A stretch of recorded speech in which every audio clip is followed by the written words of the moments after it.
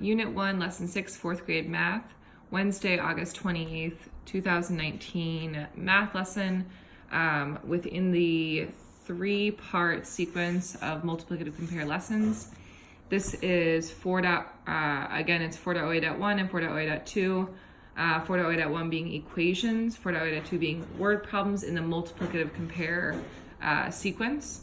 Today, as noted up here in the title, we're working on smaller unknowns. These 3 days, it goes larger unknown, smaller unknown, and then mixed variety of unknown larger, unknown smaller, and unknown multiplier.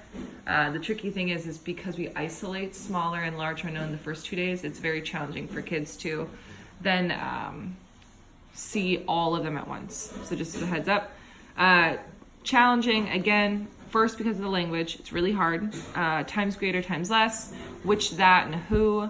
And we're now shifting them from a larger unknown to both a larger and a smaller unknown. Here we go. A multiplicative compare problem compares 2 amounts using language like times greater, more, or times less, fewer. And again, like yesterday, these are the questions I'm asking myself. What am I comparing? Which has more? And what number am I given, and the unknown? And then I can solve by thinking to myself, if I'm finding a larger value, I'm going to multiply. If I'm finding a smaller value, I'm going to divide, because multiplying allows me to make something bigger and division lets me make something smaller. So that's a key takeaway today, builds off the day from before. Same visual anchor as the day before. We can make it better. That's all I can say about it. Let them start first on their own. Many of them will probably try and find a larger unknown, and then moving into either scaffolded or represent intro. So if they're having a really hard time, we're going to go into the scaffolded intro. If they're not, then we're going to go into the represent intro, where we build that understanding off from the day before. Again, please read through all of this. Make sure that you hit this consolidate the learning perfectly. Turn to talk, how are we going to compare 2 different amounts today? Why did we use division, and why did we use multiplication yesterday? And that's the division makes things equally smaller, multiplication makes things equally bigger. Move into the workshop, have an important procedural and conceptual lab with checks for understanding, your mid-workshop interruption, which needs to be in place, pausing in the middle of the lesson, which you'll probably do based on data anyway. So if there's no data-driven stuff, this is a good one to go for. And then here's your discussion. Again, this must be in place every single day.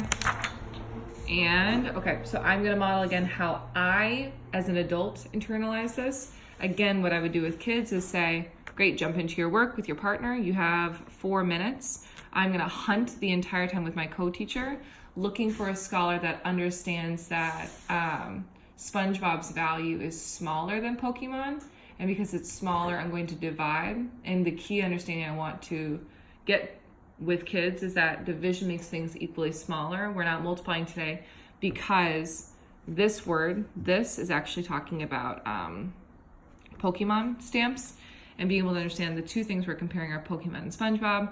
And I would probably show one kid that multiplied rather than divided and ask them, why are we dividing today versus why did we multiply yesterday, which is in that consolidate the learning. Great, annotations. George is looking through his cartoon stamps. He's figured out that there are 12 Pokemon stamps. This is 4 times as many as SpongeBob stamps. How many SpongeBob stamps does he have? My big question, big problem is SpongeBob stamps. Question mark. And I'm gonna go to my knowns and unknowns. It's the easiest way to consolidate this understanding. 12 Poke stamps. This is 4 times as many as SpongeBob stamps. Pokemon stamps are greater than SpongeBob stamps. Pokemon is 4 times more than, maybe I'll put little dots here, SpongeBob. And I'm actually gonna put boxes next to them for this round. And then I'm looking for SpongeBob's value. So every time I use a data point from, or a piece of information from here, I'm actually gonna check it off. I'll go to the tape diagram first, just for showing that I have it. SpongeBob, I know that Pokemon, and I actually have to use their visual because I struggle with this. Pokemon. Pokemon is this value.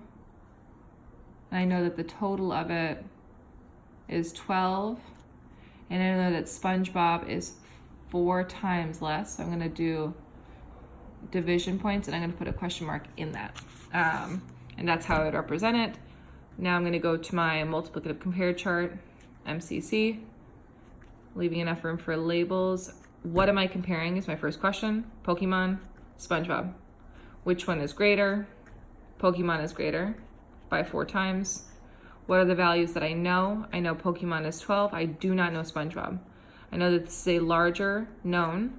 I know that this is a multiplier, known. And then I know that this is a smaller, unknown. If I'm looking for something smaller, I'm going to divide to find that value, just like that. Every single time. Nina's 18, Kyle is K. Nina is 3 times as old as Kyle. I'm gonna do it really fast down here so you can just hear it one more time. What am I comparing? Nina and Kyle. Their ages, technically. Who is older? Nina's 18, Kyle is K. Nina is 3 times as old. Nina is older by 3 times. That's the second question. What am I comparing and which is larger? Now the last question is, what do I know? Nina is 18 and I don't know Kyle's age. She is a larger, known. This is a multiplier, known, and Kyle is a smaller, unknown, which if I do 18 divided by 3 to get K for Kyle.